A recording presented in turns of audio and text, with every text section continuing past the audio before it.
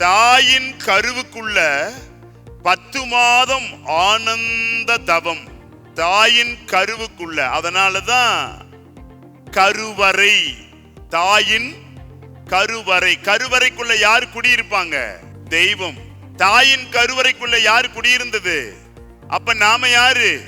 தெய்வம். தாயின் கருவறைக்குள்ள யார் இருந்தாங்க? நம்ம தெய்வம். எப்ப? அந்த நிலையில. ஏன்னா தெய்வத்திற்கு சமமான தகுதிகளும் பண்புகளும் அந்த கருவறைக்குள்ளே நம்மகிட்ட இருந்துச்சு. போட்டி இல்லை, பொறாமை இல்லை, கவலை இல்லை, எதுவுமே உங்களுக்கு தெரியாது. ஆனந்தமா 10 மாசம் அந்த தவம். அதனாலதான் இன்றளவும் நாம் இப்படி உட்கார்ந்து இருக்கோம். அதனாலதான் தாயின் கருவறை. கருவறைக்குள்ள கோயில்ல குடியிருப்பாங்க யாரு? இறைவன். நாமே இறைவனாக இருந்தோம்.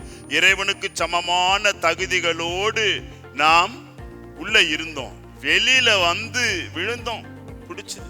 புறத்தாக்கம், புற அழகுல வண்ண வண்ண விளக்கு அப்படின்னு பார்த்தோம். பொம்மை, கிளிகிழிப்ப, எல்லாம் சந்தோஷம், ஆனந்தம் வந்துட்டே இருந்தது. வளர வளர தன்னுடைய வயதை ஒத்த நட்பு. குழந்தை பால பருவத்துல பள்ளிக்கூடம் போறோம், அங்க நட்பு, வளர்றோம். அப்படியே எல்லாம் மாறி மாறி வந்துகிட்டே இருக்கு. ஒரு குறிப்பிட்ட வயது வந்த உடனே எதிர்பால் ஈர்ப்பு, படிப்பு, பட்டம், அப்புறம் திருமணம், அப்புறம் மறுக்கா குழந்தைகள், அவங்கள பள்ளிக்கூடம் சேர்த்துறது, அவங்களுக்கு வேணுங்கிறது பண்றது, அவங்களுக்கு கல்யாணம் பண்ணி வைக்கிறது. நம்ம வயசு முடிஞ்சு போயிடும்.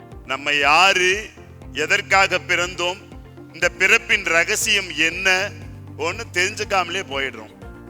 எதுக்கு? மீண்டும் பிறப்பெடுக்க. ஸ்ரீ சத்யேந்தர் சித்தர் பீடம், சித்தர் மூலிகை ஆராய்ச்சி மையம்,